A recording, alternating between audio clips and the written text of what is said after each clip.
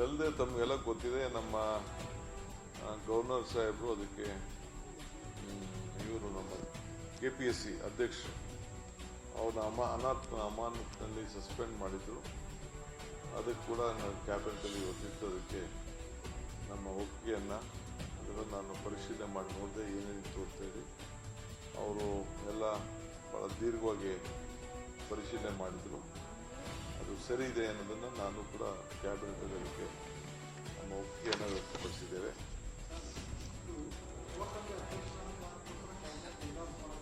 ಏನು ಅವಶ್ಯಕತೆ ಇರಲಿಲ್ಲ. ಅದು ಕಾನೂನಲ್ಲಿ ಅದೊಂದು ಕೋರ್ಟಲ್ಲಿ ಒಂದು ಆರ್ಡರ್ಸ್ ಇದೆ.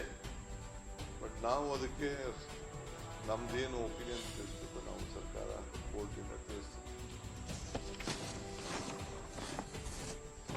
ಆಮೇಲೆ ಇದಲ್ಲದೆ ತಮಗೆಲ್ಲ ಗೊತ್ತಿದೆ, ನಮ್ಮ ಗವರ್ನರ್ ಸಾಹೇಬರು ಅದಕ್ಕೆ ಇವರು ನಮ್ಮ KPSC ಅಧ್ಯಕ್ಷರು ಅವ್ರನ್ನ ಅಮಾನತಿನಲ್ಲಿ ಸಸ್ಪೆಂಡ್ ಮಾಡಿದ್ರು.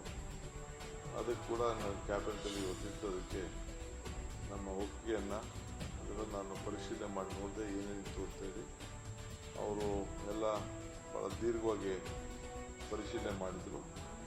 ಅದು ಸರಿ ಇದೆ ಅನ್ನೋದನ್ನು ನಾನು ಕೂಡ ಕ್ಯಾಬಿನೆಟಲ್ಲಿ ಅದಕ್ಕೆ ನಮ್ಮ ಒಪ್ಪಿಗೆಯನ್ನು ವ್ಯಕ್ತಪಡಿಸಿದ್ದೇವೆ.